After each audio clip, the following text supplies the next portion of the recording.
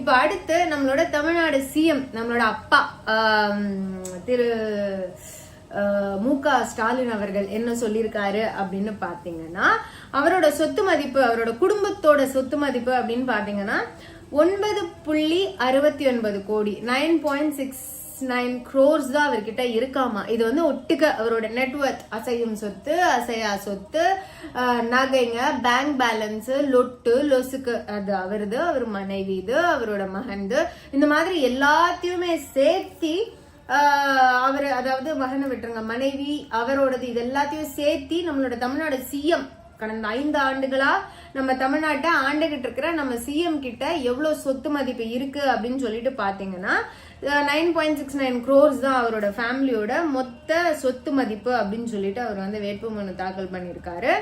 எனக்கு புரியல. இது வந்து மேபி